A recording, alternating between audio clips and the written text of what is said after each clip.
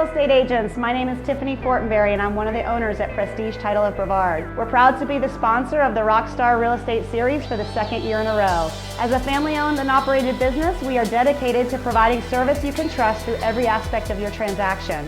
We thank you for your business over the last 16 years and we look forward to continuing to serve our Brevard County Realtors.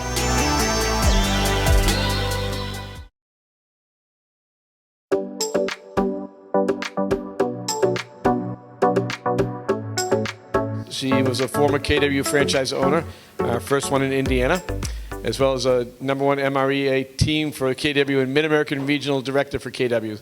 She did a lot with KW. Luxury Advisory Council for eXp Realty. She actually, don't let me be shy, her and Pete Middleton kind of built the whole luxury model for eXp Realty. Great job. She was also part of Star Power. You actually own Star Power for a bit, right? She's a coach, she's an ambassador, a change agent, mom of 4, and Nana. I love Nana. Nana of 2, and whatever you want to call her. Oh, and it says whatever else you want to say about me. She's one of the most giving, loving people I've ever met. We've been out to her lake house in Indiana, and just what a wonderful person. And all of our people come here on their own dimes, by the way. We don't pay them. Although Jana did ask me for $1,000 this morning. But anyways, Jana Caudill, come on up.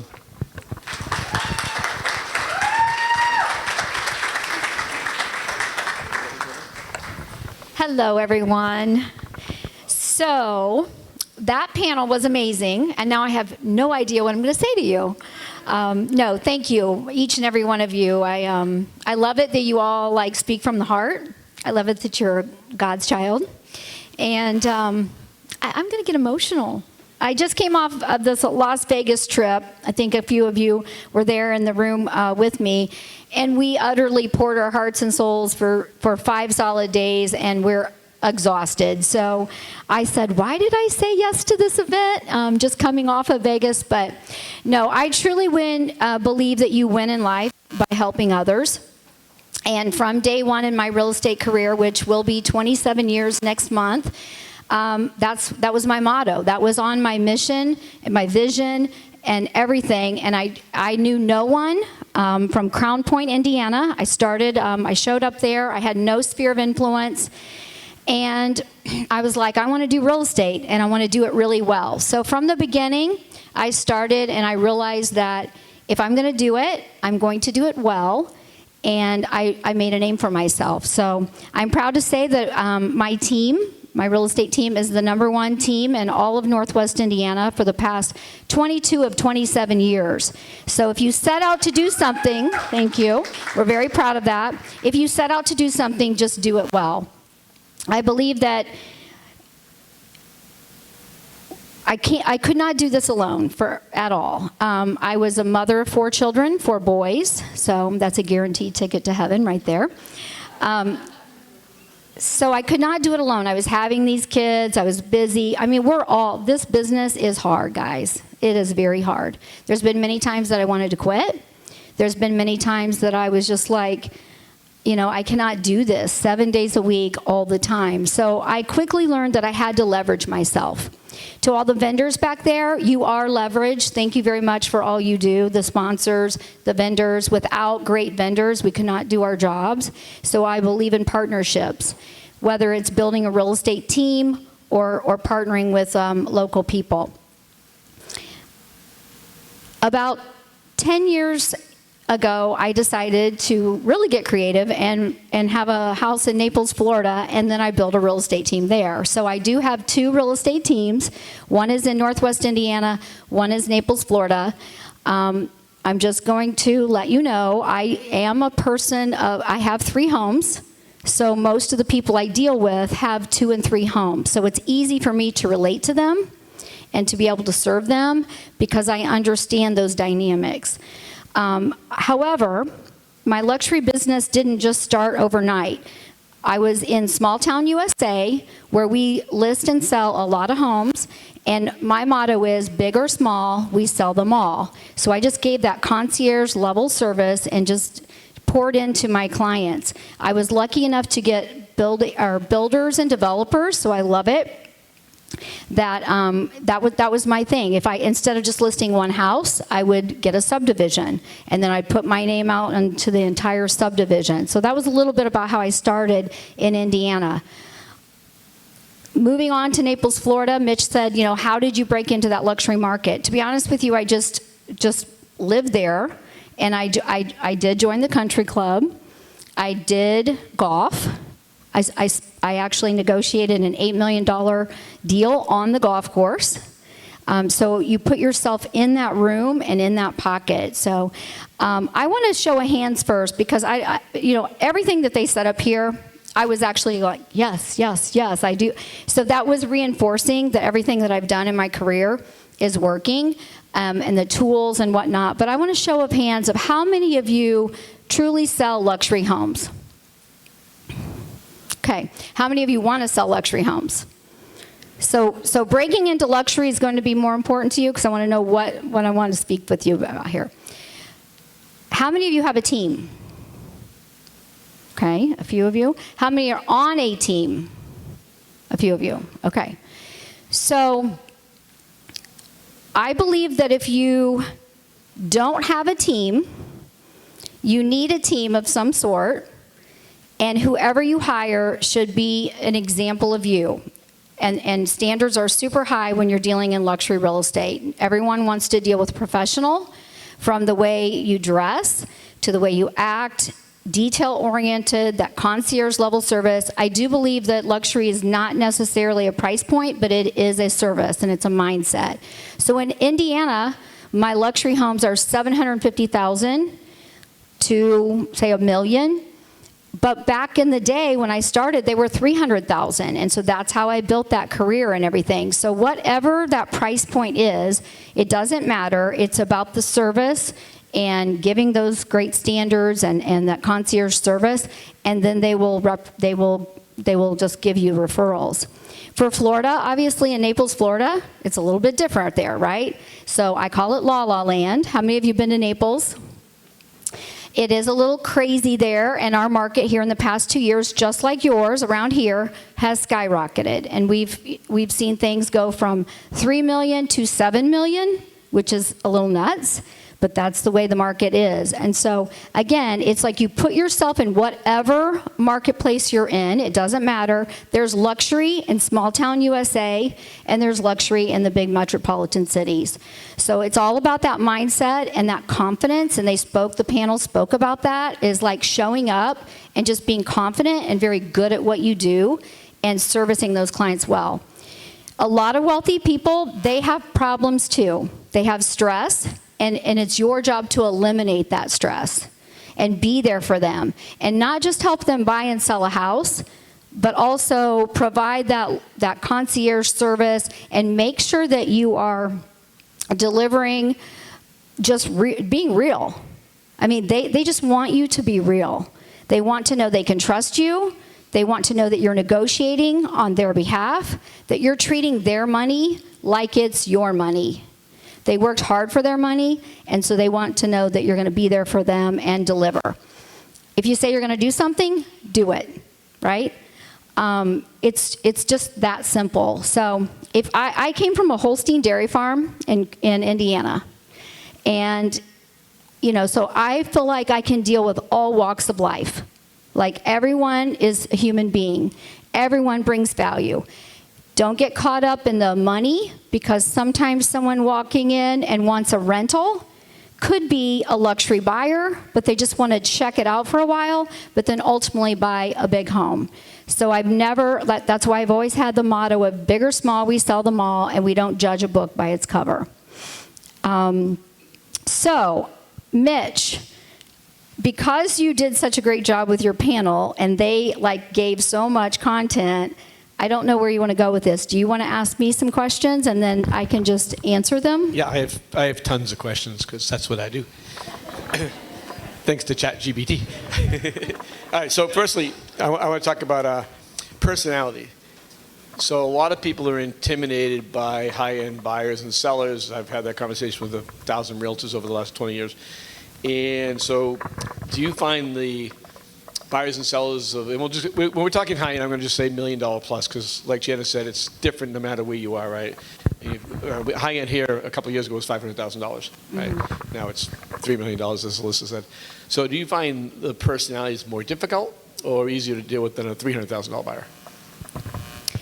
Well, they're not difficult. First of all, I think, how many of you know the personality profiles, the DISC, right? So if you don't know that, Mitch, that could be your next Rockstar series, the DISC personality profile. So I studied that inside and out. My entire team knows it, from the front desk person to, and sometimes the buyer, if they're married, they're two different personality profiles. So we try to know our client and how to best serve them, but they are not difficult. If anything, they're probably easier, and they probably understand things a little differently. They just want a certain level of service, and then you deliver it, and it actually makes it easier.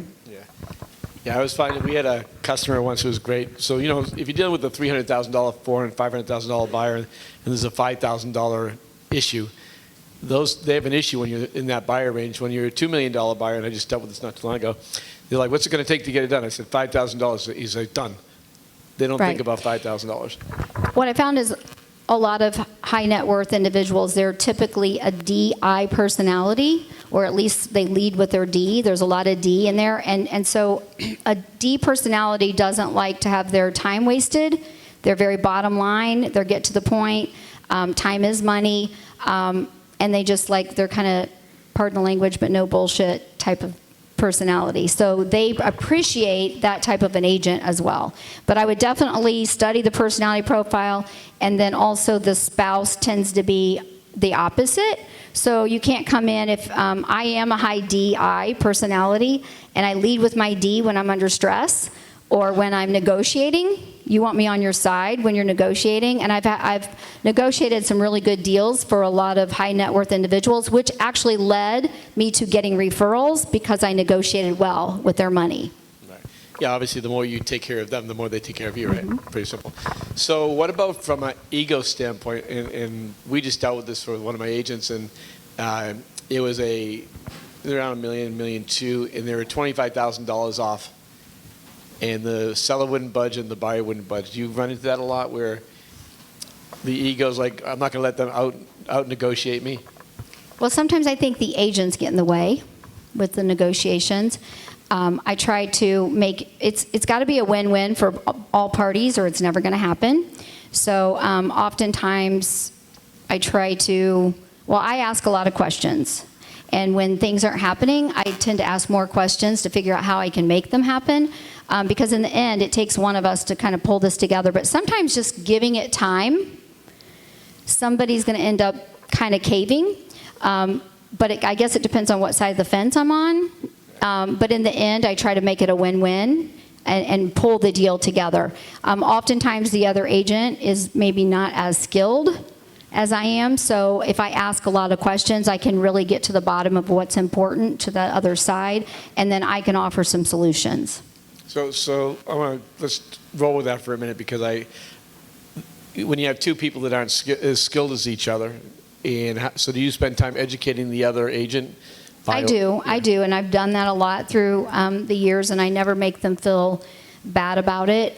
Sometimes I don't know what they don't know, or they don't know what they don't know, so I might offer some suggestions like, well, maybe you should, ask your buyer this or your seller this, etc. So going back to, and Alyssa touched on this, and Peter touched on this, I want you to touch on a little more. And I think Alyssa said there's plenty of opportunity right now in Vieira, which is all running between 750 plus at this point, right?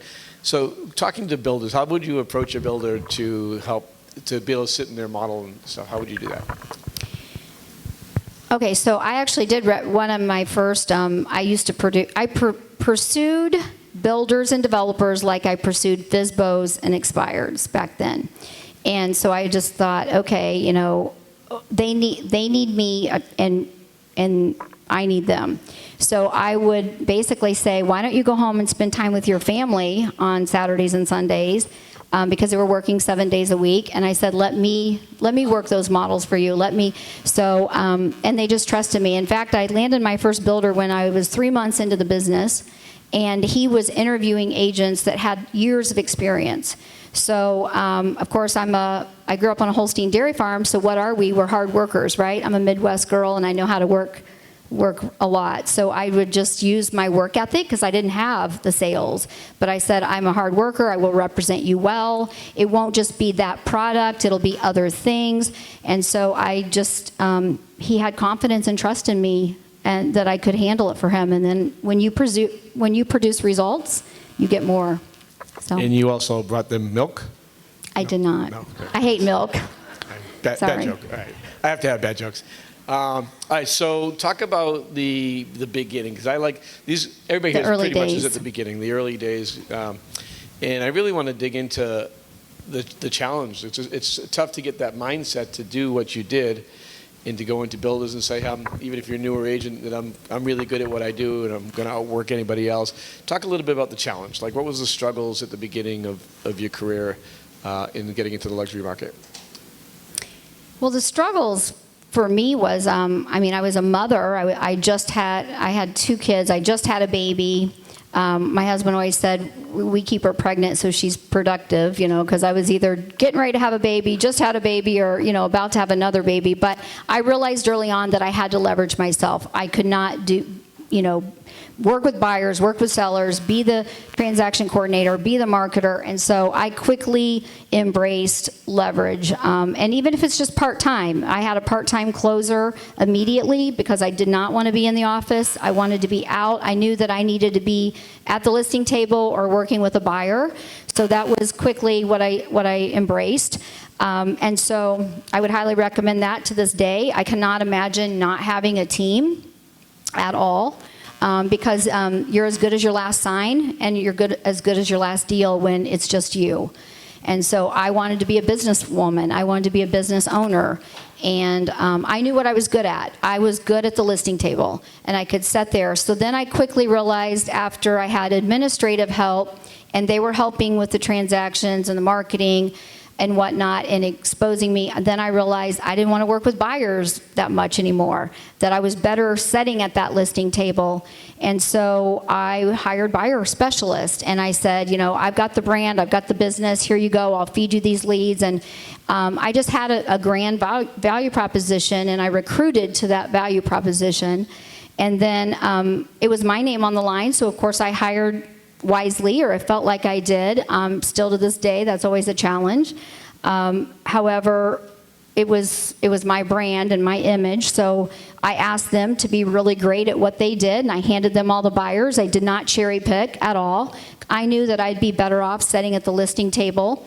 And when I focused on that, because whatever you focus on increases or expands, and when I focused on that, I went from like 20 to 50 listings within 3 months' time. So then what happens then is, you get more signs in the yard, right? Your name gets out there. And then my next challenge was, oh shoot, I have all these calls coming in, so I had to hire more buyer specialists to help take those calls and service those listings. But and then eventually, honestly, I just got tired of sitting at that kitchen table, and I remember thinking, I was exhausted. I was working 7 days a week again. It's like this, you're always hitting a ceiling of achievement. And my husband would be like, I don't understand, like you're branding yourself, and you're putting yourself out there. I had a moving truck. I had like all this stuff going on. And he is like, but then you're complaining when your phone's ringing. I don't get quite what you're doing here. And I just remember thinking, I hit another ceiling of achievement. That happens in our business, and it happens all the time. It happened to me a few years ago, and I thought about just quitting altogether. But I think that's when we have to reevaluate. We have to look at what's important and who can be in our life that can take something off our plate.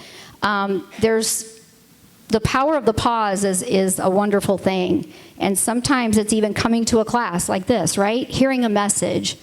Hearing something that's so simple that maybe you heard it 10 years ago, but then now all of a sudden you're hearing it again, and you're like, oh, I think I'm going to do that now. So, and it happens to all of us. And so just taking the time, I think we're all in this busy rat race, and we're all thinking, now we have social media, right? Like we didn't have the internet even when I started. We didn't have social media. So you don't have to do it all, but I would highly recommend taking 3 things and just do it well. So what are those 3 things? Well, branding and marketing yourself is huge. Having a huge value proposition. What is your value proposition? So if you're a single agent, make a list of it. Why is it that you're great? What makes you differentiate yourself from other agents? For me, like I said, especially early on, since you mentioned early on, I was creative. I was a hard worker. I studied the local market of the agents, and I thought, even though they had been in 10, 15, 20, 25 years longer than me, I quickly thought, no, I can do this and I can do it better. So I was always creative. So just look at that, differentiate yourself. Then I would, for me, I got a moving truck early on, and I didn't have any money. I remember the day that my husband said, are you ever going to make any money? And I'm like, just bear with me, just bear with me. I zero-based that moving truck. I had sponsors on the back of it. So it didn't cost me anything. Well, then that differentiated myself in that local market.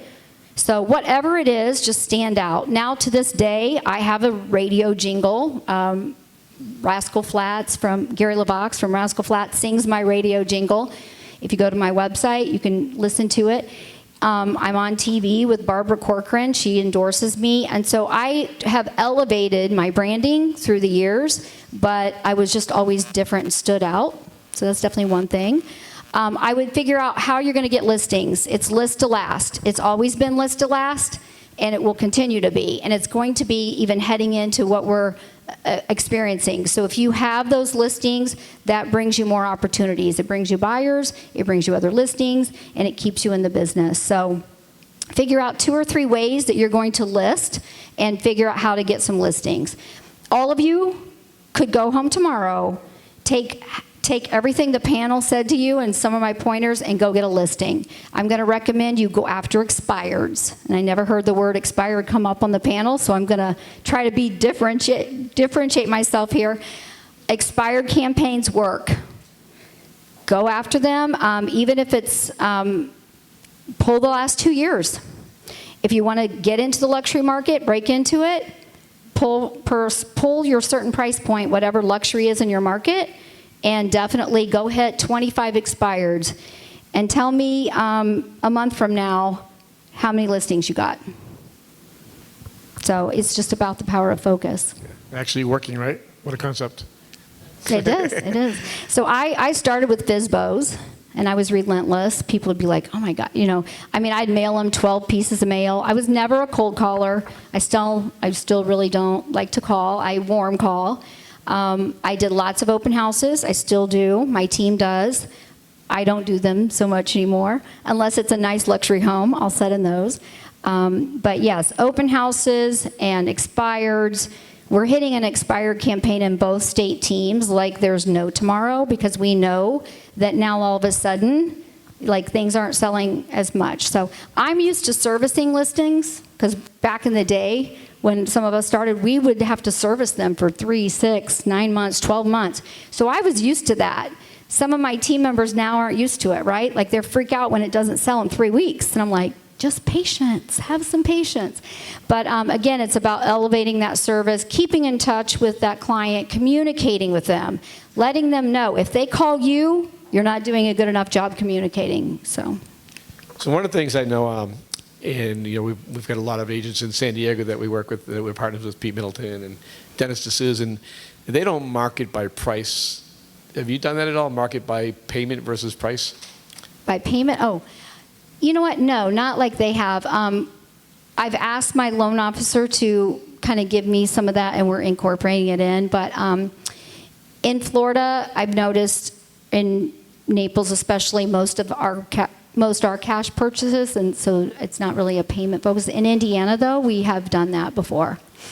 Yeah, it's just another way. So a lot of people, you always say what happens in California moves east, right? Mm-hmm. And one of the things we watch all of our California agents, their average prices where our friends are, in the $2 to $8 million range. Some are 15, 20, but you'll very seldom will you'll see them list a price. You'll see them list buy this home for X amount of money down, and they're okay with $22,000 a month. We've used that before. We haven't lately, though. But that's a good idea. especially if the market's, if it's setting, they're setting in things. Yeah. Well, it's because, if You can show them they can afford to buy it. Right. Because a lot of people think the interest rates went up. I mean, I've talked to people who think, oh, my payment's 3 times or 4 times more because the interest rates have gone up to 8% or 7.5%, but that's not the case.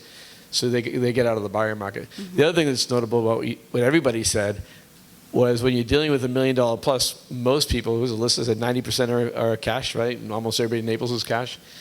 So you get to put John Henderson out of business. Well, Where's John? I think, for a while there, even though they could afford cash, they weren't, because money was cheap. So they were still maybe getting some loans. They were purchasing with a cash offer, but then they would ultimately, get a loan. However, I would say 70%. Do you have buyers or sellers that want to remain nameless when you're working in that price point? Confidentiality stuff? Not really? I'm working on one that I can't say. It's actually a celebrity client that so obviously being discreet. So it depends on them. Some, for the most part, they're either in a trust or, I don't share anyone's business though, right. Ever. And another thing too, if you're getting a referral, let's say someone referred you and they referred you, like, for example, the $8 million buyer that I had referred me to a $6 million buyer. The $6 million buyer didn't want the $8 million people to know any of their business.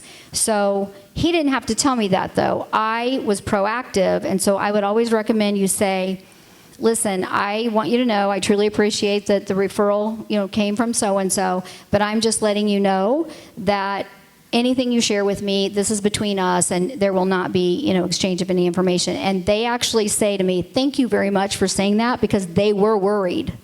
They don't know that you're confidential and that you're going to keep, they don't want their business known. So I always say that, especially when I'm at a listing appointment too. And I say, I just want you to know, that everything is shared here. I said, I realize we know a lot of the same people, because I will tell you, a lot of times the reason they're maybe not going with you is because they don't want you to know all their business. So that actually worked in my favor, because I didn't know a lot of people in my town, and so they felt like they would rather go with me than their friend from high school. So if you know a lot of people and you work a lot of referral business, I would definitely be proactive and have that conversation and let them know that. They're going to thank you, because you don't want to lose business because you just happen to not say that. Yeah, one of my very, very good customers, her best friend is a local realtor here. And she's used me for probably 10 transactions over the last 20 years now.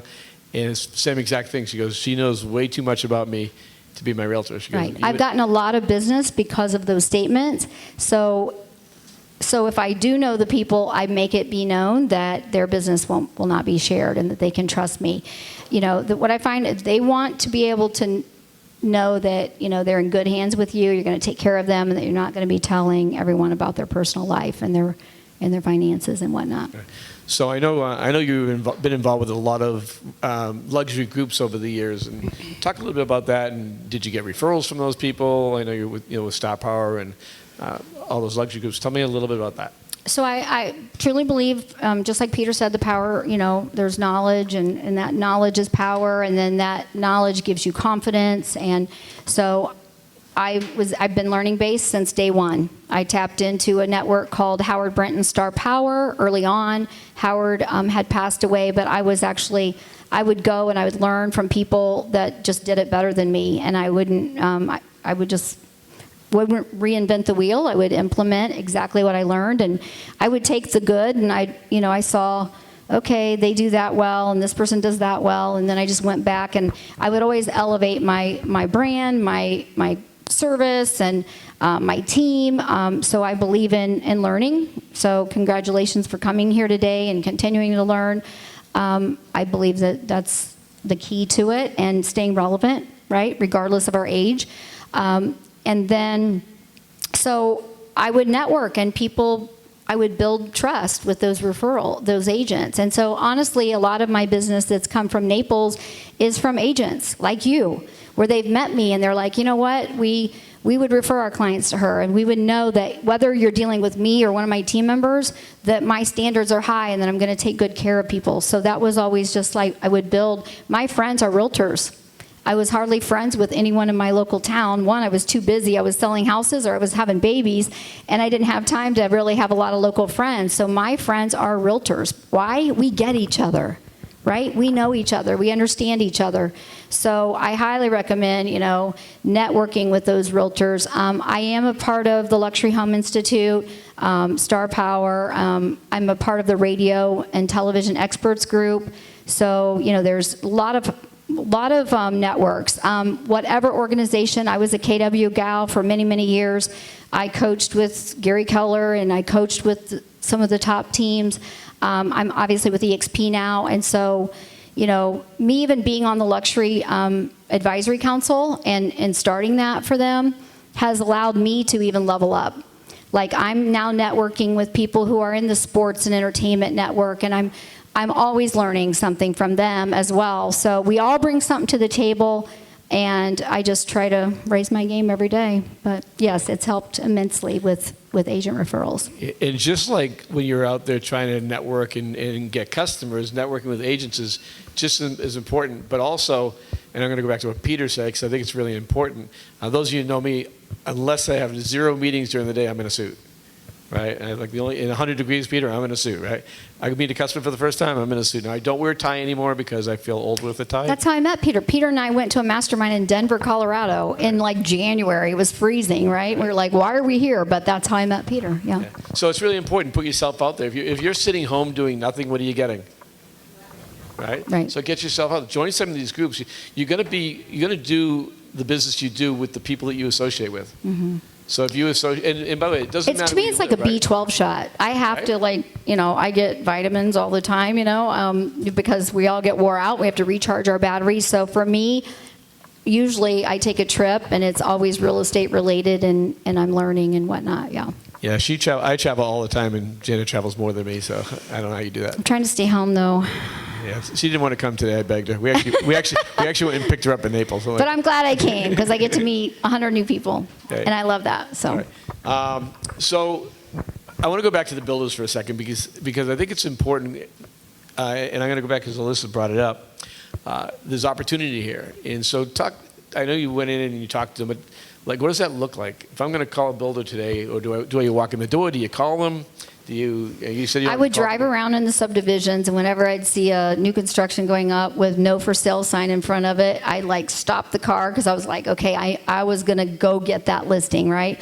I would show up, and usually for ladies, I'd wear a dress and heels, and who shows up in a job site, right, with dress and heels on? So usually most of the workers would look, and even if the main builder wasn't there, they would say, hey, this gal stopped by, to try to talk with you. But I would pursue them. I would mail to their office. Like, they got sick of hearing me. I represented the wealthiest man in Indiana, with 3 or 4 different projects. I mean, I was they were my people, the builders and the developers. My husband is also in that field now. He wasn't in the beginning. So, I would just network with them. I don't know. I would just, it's not hard. It's treat them like a FSBO or an expired. Create a 12-step plan. Show up at their, how can I help you? How can I be of value? Bring service to them. If you want to make more money, you need to have more impact, and you need to bring more value. Bottom line is, yeah. Okay. So what do you think blocks the majority of agents from getting from here to there? Like, what stops them? Themselves. Themselves? Yeah, they just need to look in the mirror. I mean, it's mindset, knowing what you bring to the table, and just, not being afraid to tell people.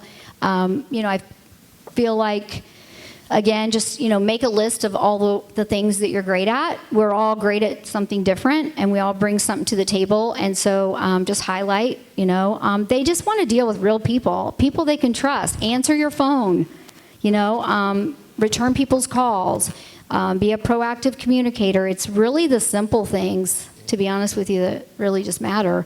And they want to be able to, if you take good care of them and eliminate their stress, and you help them make money, then they're going to use you. Basically make it all about them, right? It's all about them, yeah. Right. So what's the most... One of the things I did do that was kind of genius is I talked my builders and developers into paying for a lot of the marketing and the advertising, and I said, I'll run it all for you and I'll create it. And so I got my face and name out there. I always put my face on everything with my name, not because I would like to look at myself, but it's just I wanted people to relate, right? I wanted them to, I was building that name and the brand, and so every time they would see me, but I would have the builders or the developers pay for those ads, and so I was out there, and I didn't. It wasn't on my dime. So that helped me in the beginning a lot. So, and they're fine with it. They're willing to invest, especially if you run the marketing campaign and help them to create. So we're marketers. Yeah. That's really what we are, right? And a lot of people don't market themselves at all. They sit on Facebook, and that's all you do. How many people just do Facebook? Come on, you do. I see you on there all the time because that's all I do. No, I'm kidding. So, getting out there and getting in front of people is the most important part of our business, right? And you obviously took that challenge with being not knowing anybody really and being 3 months in the business, and all of a sudden you did that. So what do you attribute that? Was that just because you worked on a farm with cows? No, I wanted to be the best of the best when I got in. I was like, I had given up a salaried job and wanted to leave corporate America and whatnot, and I didn't want to sit behind a desk. I wanted, to be an entrepreneur, and so I just decided, all right, if I'm going to do this, I'm going to do it well. I'm not, I knew the stats. I knew that most realtors, didn't make a lot of money, and I knew how difficult it was, and so I thought, I'm not going to be that person. I'm going to do this, and I'm going to do it well, and I'm going to, the money came later, to be honest with you. I just put my heart and soul into it. I loved negotiating for people and like getting them way more than they thought I could ever get them, or they would even say, I'm good at paying this, and then I'd come back and say, well, I actually got you this, and they were always so excited, and so I was driven by the art of the deal and the art of helping people and helping them accomplish their goals. It was never about the money for me, and it still isn't to this day. Do I like selling a lot of houses? Yes. Do I like making big commissions? That's absolutely fun. However, I just believe that, again, you win in life by helping others, and God's going to bless you so that you can go bless more people. So, and I think that's why I've been blessed. Awesome. So I got a question for everybody out there, and this is sincere because you talked about something that sounds so trivial, but it's not. Wanting to be the best at your craft. How many people actually want to be the best at what they do? Now, keep your hands up for a second. How many people actually do what they're supposed to do? Right. But I want you to understand this. This is really important. This is the difference between people that are doing what these panelists did, and the difference between Jana is they do it. And the only thing you hold you back, every single person said the exact same thing. The only thing holding you back is this, right? And coming here is great, but getting involved with luxury, if you want to get luxury, get involved with luxury. Again, I know it's expensive to join the Country Club. I don't think you actually can get in there anymore.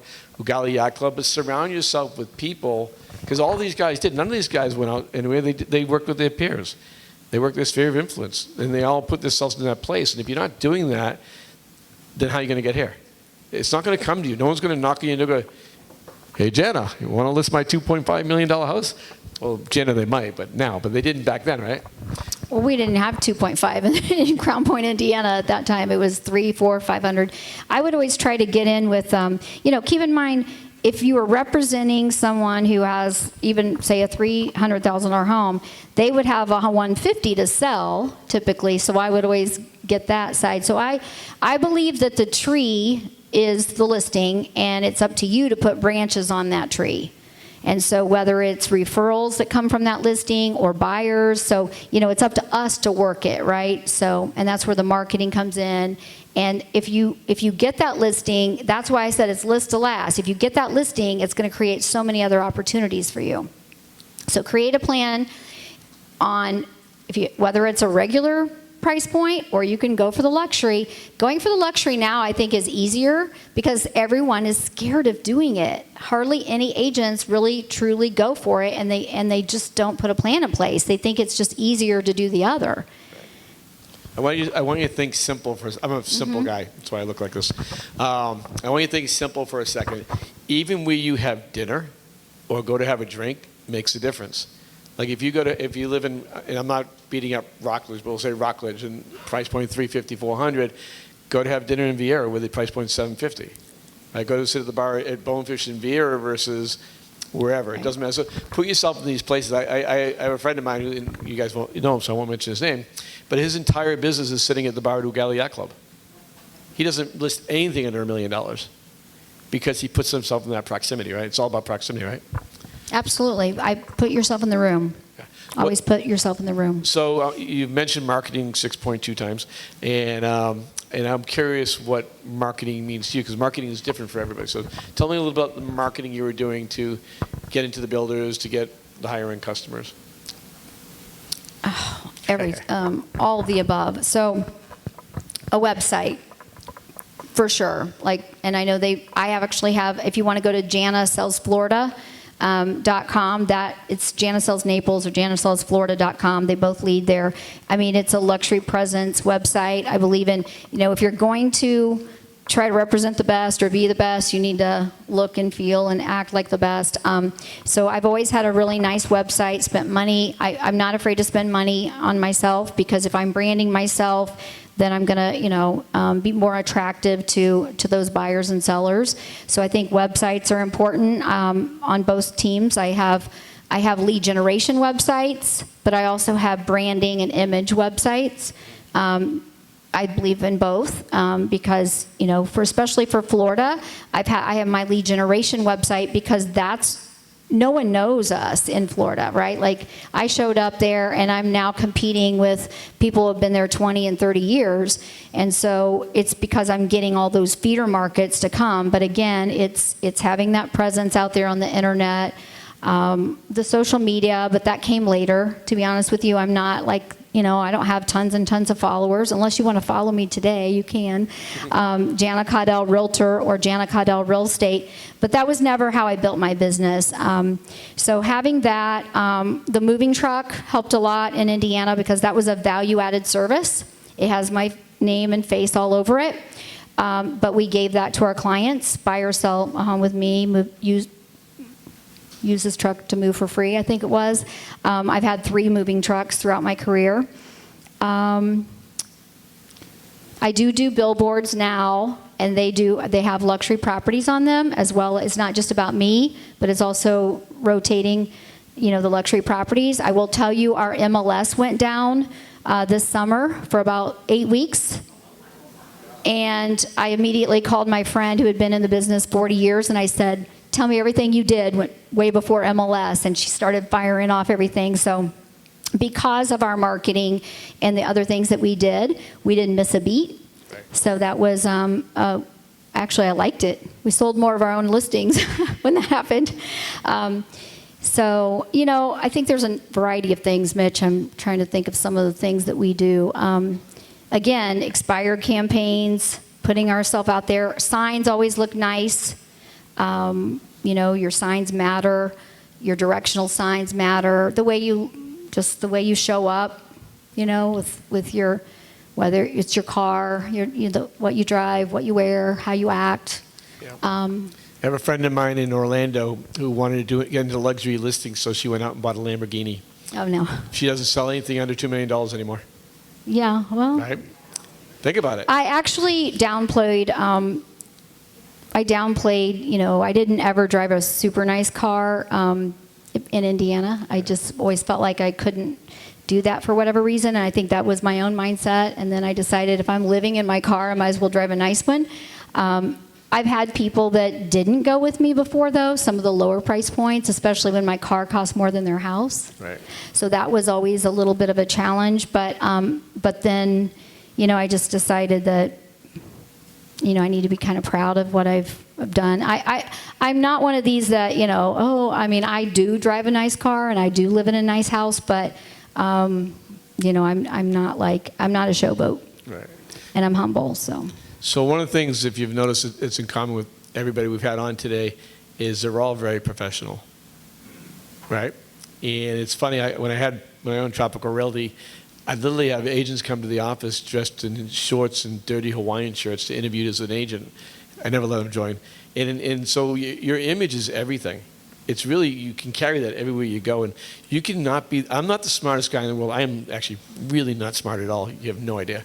But the reality is I look the part, I dress the part, and I'm ultra confident.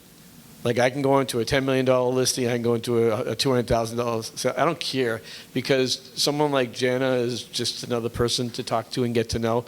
And then as you start to experience that and meet more people like that, you get to understand their language. I was sitting, Tim Wakefield just died, which was really sad because he's one of my favorite baseball players for the Red Sox. And I remember sitting in a charity event. It was me and Tim, and at the time the I forget her name, but owned Mercedes Homes. And they were talking about their vacations. Now, here I am, right? As a real estate broker, most of you don't know, you don't make any real money. So these guys are worth, tens and tens of millions of dollars, and I'm worth, tens and tens of dollars. And so they're talking about their $30,000 a year vacation program they're with. And they're like, so Mitch, what do you do for your vacation program? I'm like, yeah, I do that too. So you just got to put yourself in the room, right? It's the most important thing. So what I want to do, we have about 10 more minutes left. I want to open it up to anybody who has questions. I'll walk around with the microphone if you have questions. Jen is a wealth of information on anything. So if you have a question, raise your hand and I'll come over to you. And somebody better have questions because it has to work that way. Somebody. All right, there you go, hold on. Oh. Knees don't bend like they used to. Hello. I just wanted to know, what do you do to market your properties? Like, where do you put it on social media? Not necessarily the amount you put into it, but like financially. But it depends on the price point. So I am part of our luxury division. So as soon as we take a luxury listing, it goes to Mansion Global, it goes to Robb Report, it goes to Wall Street Journal. There's a lot of, about 24 different sources that it goes to. Though we get market-generated reports, and those sellers get those reports, so that it's all about exposure. I try to look at the property that I'm marketing and decide where that buyer's coming from and where I need to put it. So if it's Florida and I think that it's going to a feeder market, that's why I have a lead generation website. So we put everything on there. So knowing, it depends on the price point, right? So if it's $300 to $700, then, I'll send it to those internet leads that came in from there. Social media, yes. Local marketing, but mainly the internet, Google, GLS, like Google Local Service Provider, we're all on that. YouTube, we do videos, we do professional videos on everything. So again, just kind of look at the actual property and then just expose it. Massive exposure, because you never know where your buyer's going to come from. I usually hit that subdivision really hard too, because I figure if someone, and I tell the seller this too, typically if someone loves living here, then they're going to know someone. Again, like attracts like, and if they're going to know someone who can afford to live here, and also want to promote that. So I'll always send, a just listed postcard to those. Help us find your new neighbor, though, instead of just listed, because their chances are they're not going to buy it. However, I have had people that move from subdivision. Yesterday, I sold a property that they had bought a condo from me, and now they're buying up in that same subdivision. So, working those subdivisions hard. We do a lot of that type of marketing. Our sphere marketing, we'll send out, things to our sphere constantly. I believe your sphere is like your mortgage payment. You make it every month. So you invest in that sphere every single month. And so, now through the years, we've developed a lot of clients, right? So we get a lot of past referrals, past client referrals, et cetera. We pour into our database as well. So we just let them know we're still in the business, but you never know. We've bought and sold a lot of properties, just within our own database. So Jana, what do you recommend for the people that haven't sold any $1 million listings yet? What can they do to get themselves in the right mindset? What do you recommend they do to kind of get themselves going in the right direction? Well, I would recommend, similar to what someone said earlier about getting a mentor, someone who does sell in that price point, hang around with them. I think it's all about the confidence. Knowledge is power, learning. I would read books on luxury, properties, attend classes, et cetera, just constantly elevate in order to do more, you must be more. So if you're, that's just pour into that. I would ask someone, if you don't have a luxury listing, then, work the open, but learn how to work luxury opens. I mean, you're going to have to be schooled on that. I won't even let someone work a luxury open house for me unless they know that property inside and out. Even in my own team, if you have a real estate team or you want to have a real estate team, make sure that they know the product in order to, they have to know it in order to sell it. Like, I don't even let buyer agents on my team take a call on one of my listings unless they've previewed it, unless they've been heavily schooled on that property. Because again, they're a reflection of me, but they also need to know everything about that property. Is that a little bit? But it's you. I mean, guys, it's like, it doesn't really, I remember the first time when I wrote the $8 million offer, I was a little nervous. That was the first time. I mean, I'm typically not nervous about things, but I remember thinking, oh my gosh, and I was just and my husband said, Jana, just pretend like it's an $800,000 house and just do what you normally do. And I did, because, I do my job well, and I just let it go. And then once you kind of practice, and, then you get comfortable with it. So just get comfortable, get comfortable. You have to, what is it?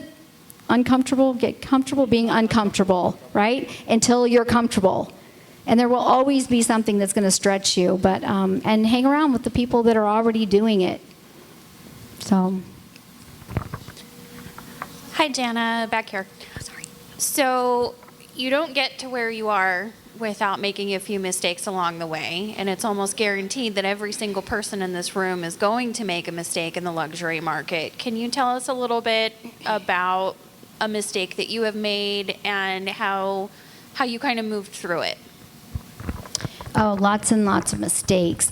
Mainly probably hiring people, bringing someone on, like knowing I needed help, and just like they had a license and they could breathe. So I said, yeah, and you look good, come on and help me. And then I was like, okay, that was a mistake. Taking your time, just slowing down, analyzing the situation, being calm.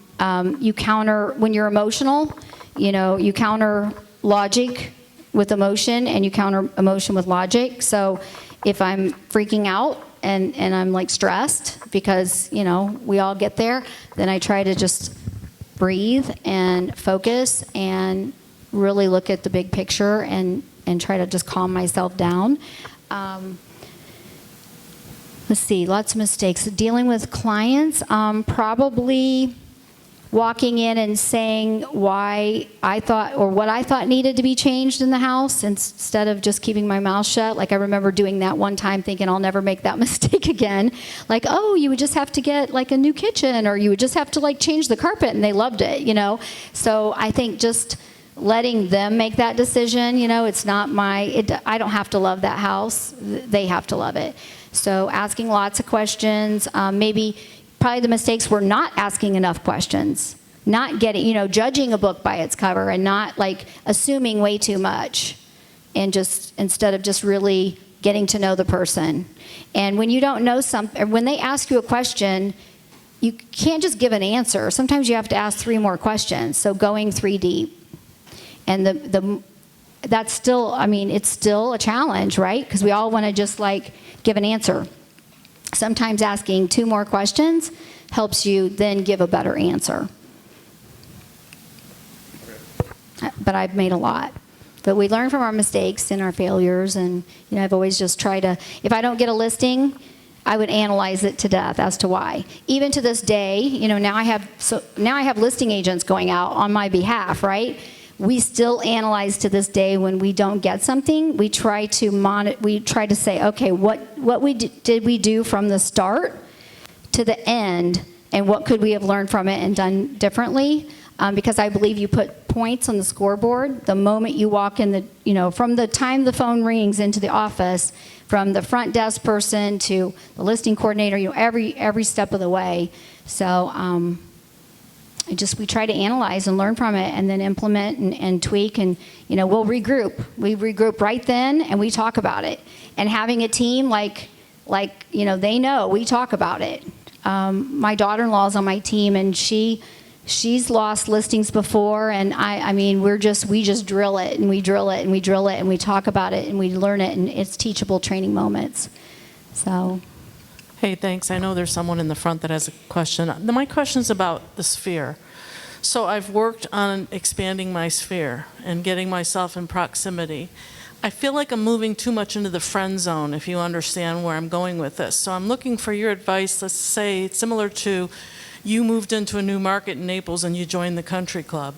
Did you just strictly focus on relationship building until the time came, or did you try to push that a little bit? I just actually just did it for me to have fun, right? Because as realtors, we don't always have fun, right? We were always working. So for me, I just, I was like, you know what, I'm going to go and I'm going to show up and I'm just going to go all in. And then what happens is they get to know you, they get to like you, and then they find out what you do for a living. Sometimes I wouldn't even share that I was a realtor. I would, and then they would be like, the next thing I know, they're always asking me about the market, and then they would start referring friends or themselves, So I never really push it.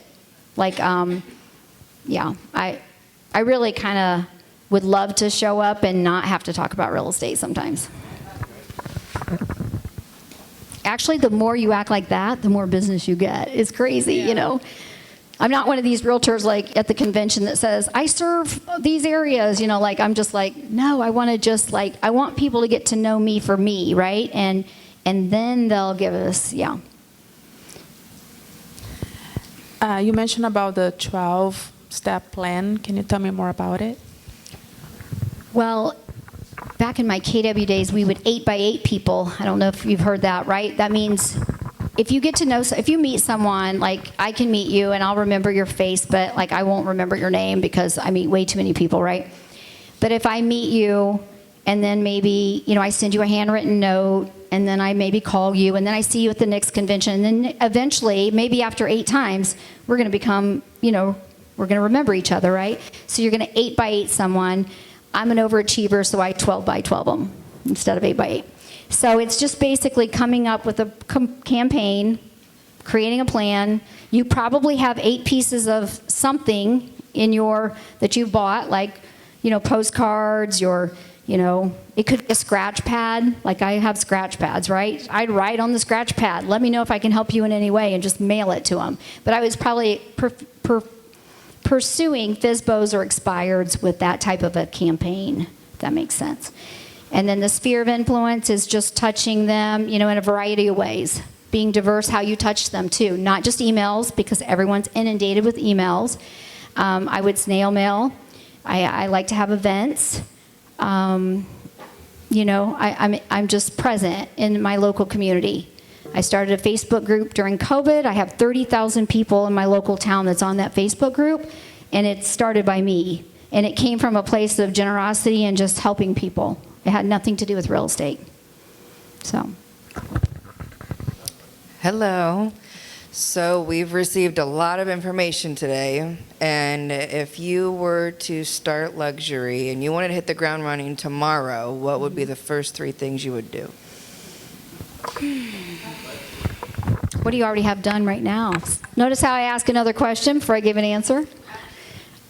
What do you already have in place right now? I'd have to analyze your current business. I'd want to know a little bit more about what you're already doing, and then maybe elevate that, take it up a notch or 2. Maybe take what you're already doing and just crank it up a few notches, or do it a little more consistently. A lot of times we always want to go to the next shiny little thing. We want to buy the next product, or we want to do the next thing, right? That's what we do as realtors. I mean, we're the #1 consumer out there, right?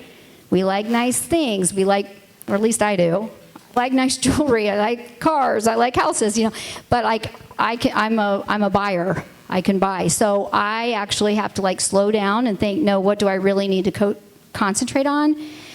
We were talking about this last week. We all do a lot of things, but we do a little bit, and we get you do 10% effort, you're going to get a 10% result. So I would actually take a look at everything you're currently doing and then just double down on it and get rid of some of it maybe even, and then crank out and elevate each of that. So without knowing what you already do, I'm happy to have a one-on-one with you and,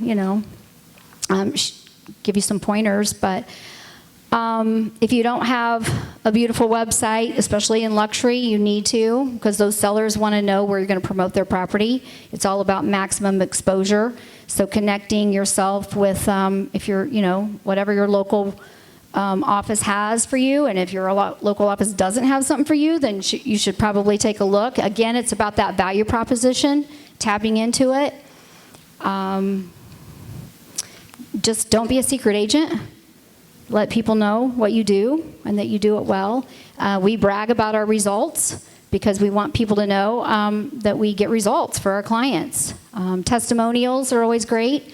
Let the public, let the buyers and sellers, tell your story and tell how wonderful you are versus you bragging about yourself. We're not afraid to show that we get results. Let me see here. I would just elevate whatever you're currently doing. If your website is not that great, I would, take it up a few notches. Yeah, I just So can't I would think. say that one of the biggest things is most realtors don't invest in their business. Right. Right, They don't spend the money to invest in their business, and so they'll have a website that comes free with the company they work for, but for $175 or $200 a month, you can have an amazing website. And your perception is everything. Image is everything. If you want to get into luxury, image is everything, right? Any closing? Go ahead, Linda, real quick. Are we good? Another?